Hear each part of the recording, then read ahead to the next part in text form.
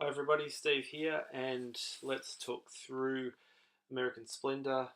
American Splendor is a 2003 film, and it's a fascinating film in the conversation of adaptation because it's a film that is directly about the very process of adaptation, and that's what's being played out on the screen.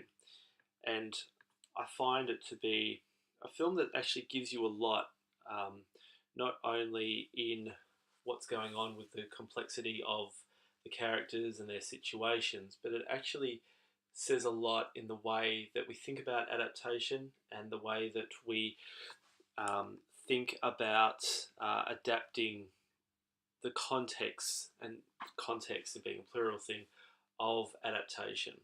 So what you've got here is an adaptation that's adapting the comic books by Harvey Pekar, but also adapting Harvey Pekar himself and particular moments or incidences that happened across his career. So the movie is directed by Shari Springer Berman and Robert Palinci. They're kind of a two-parter, these two, and they've done a lot. Most recently, they did a film called Cinema Verite, which is also worth looking at and also plays around with the whole idea of documentary. So what you have here is Harvey Pekar, who actually appears in the film as himself. And he's being interviewed, so Shari interviews him. So in those scenes, Shari's directing, and in the scenes with Paul Giamatti, Robert Palinci, he's directing those scenes. And what's really interesting is through the process of adaptation, you've got Paul Giamatti. He's playing Harvey Pekar, right? So he's performing Harvey Pekar. He's essentially adapting the real person that is Harvey Pekar. But then what you do is you cut from those scenes to the real Harvey Pekar actually commenting on the film as it's playing. So there are scenes of him in the studio actually watching the film as it's playing. Now, Harvey Pekar is a very sort of known underground comic figure. So he's playing an idea of himself, right? He's not playing himself. He's playing a notion or an idea of himself. And we'll look at that across the film through actors and stars and the way that they're essentially playing particular personas of themselves as much as other people. And it's really interesting for Harvey Pekar in that here he is playing what seems like his true self, but it's actually the performance of Harvey Pekar. So I'm really interested in the what, why, and how of adaptation. At what point does something identify itself as an adaptation? And in this film, as I'll show you in just a moment with the opening titles, it very much announces itself as an adaptation. But the questions that I want to travel across the whole course is what is being adapted, why is it being adapted, and how is it being adapted? So for this text, what is being adapted is Harvey Pekar's comics. Why is it being adapted? Well, it's actually trying to bring attention to this cult comic figure. And also, this is sort of the beginning of this wave in the comic franchise, the comic hero franchise, and it gives you a different sort of comic hero in Harvey Pekar. How is it being adapted? Well, that's very interesting. And how it's being adapted is it's actually trying to take the tone and the idea and the text and the imagery of the comic and actually place that into real life, in live action, in live moving pictures. Even though the film does play around with the comic form and it does continue to cut to sort of comic strip ideas and things like that, which will become more apparent when you see the film. All right, so I just want to talk you through. This is the opening credit sequence, and okay, so that's the young Harvey Pekar, and this is the old Harvey Pekar, and this is Paul Giamatti, and he's walking down. He looks like a dishevelled kind of guy. Then the film pulls back, and suddenly we're in a comic strip, and through across this opening sequence, we get an idea. So that's the real Harvey Pekar, who will become more apparent as the film goes on. So he's being introduced in this sequence. Look at the tone of the place. It's a very dark, drab sort of place. And the comic is actually explaining what's going on here. My name's Harvey Pekar. I'm a character. So actually announcing, right, who this person is. And then again, the dark, drab streets, the real Harvey Pekar walking across there. And then we cut to Paul Giamatti. So basically, we've got one person playing another person. And if you actually look at the location becomes very important to this context of this adaptation. Now, he's talking about the way that different people have adapted him across, but he's also saying, but hey, I'm a real person. And that's sort of what the film is trying to do. So it's saying, I'm a real person, then it cuts to casting by, which is a bit of a joke in and of itself. And it's about a character just wandering, sort of trying to find a sense of who he really is. And that's what the whole film is really interested in doing.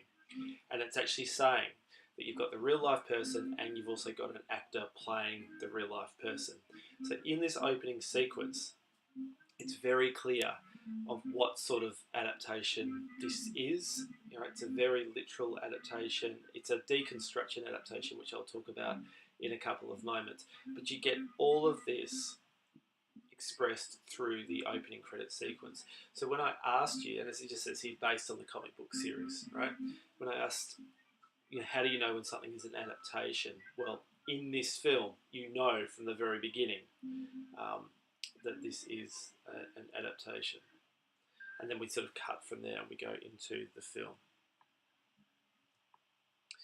Okay, now what the film also does, so it sort of follows Harvey Pekar, but it shows you an interesting scene that happened. So Harvey Pekar was actually, he sort of had a regular spot on the Dave Letterman show in the 80s.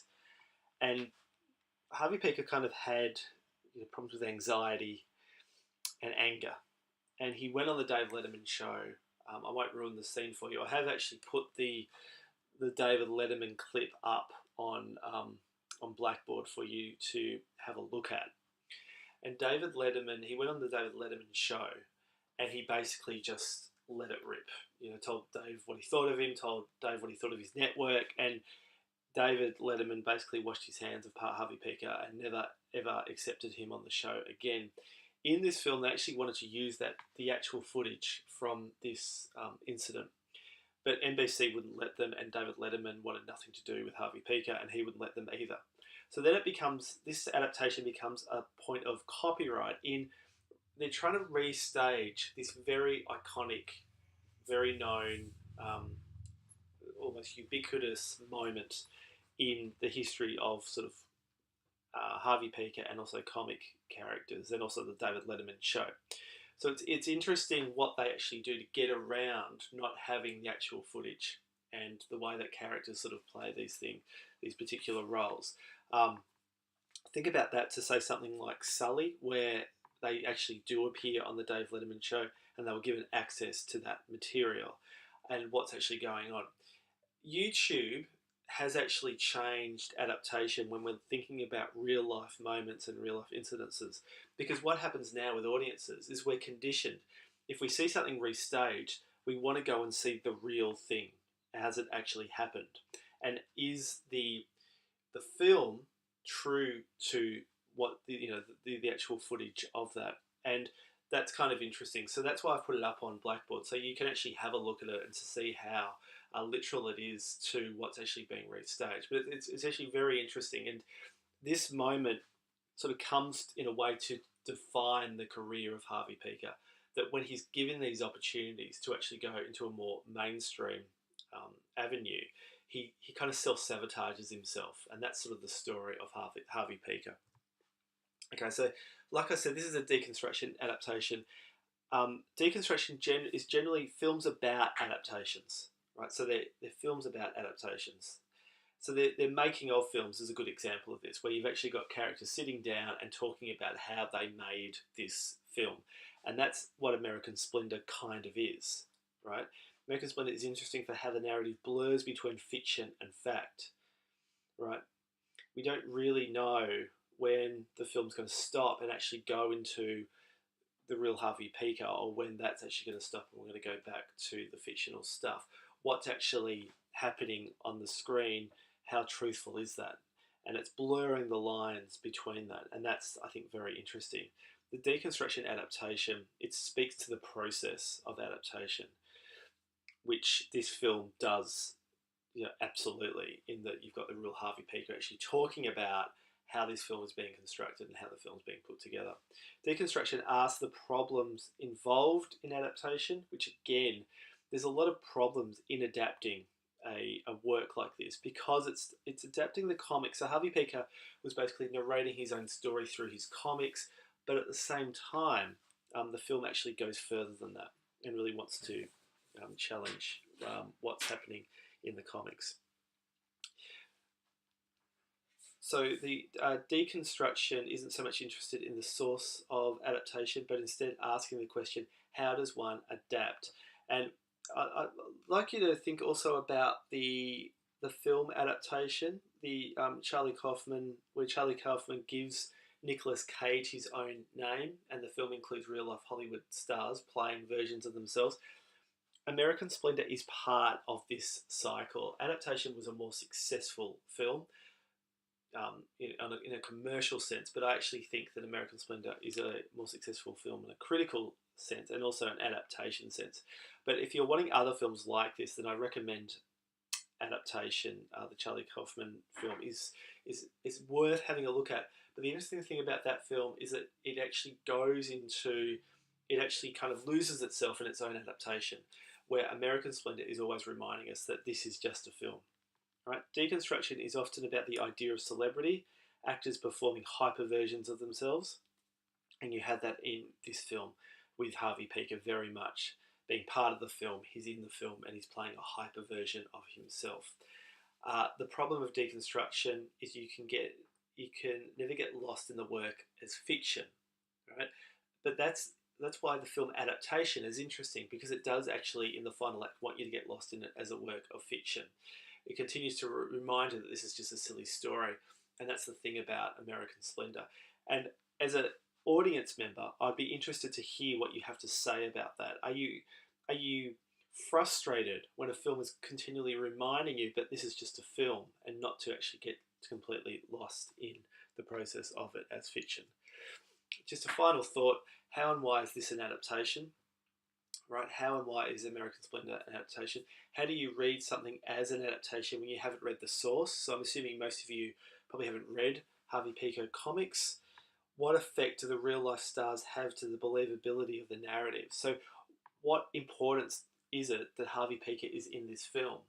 Right? And how critical can the film actually be of Harvey Piker if he's in the film? And I think that's very interesting. It's very interesting when we're talking about fidelity and adaptation.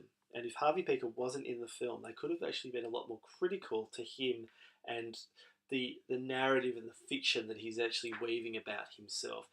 Roger Ebert, very famous Roger Ebert, when reviewing the film, he said, "To watch the film is to be actively involved in the challenge of its creation." Think about that in regard to this film, to be actively involved in the challenge of its creation. So basically what he's saying is the filmmakers are sort of taking us along to show you the process of how they actually adapted this work. How does the film make the consumer or the audience feel like the producer of the work? Think of perspective and point of view. Think of where we are in this story and how we're actually part of the decision making as much as anything. All right, I'll leave it there. I hope you enjoy American Splendor. I think it's a really, really fascinating film, a really good film, and I look forward to hearing what you have to say about it. See you soon.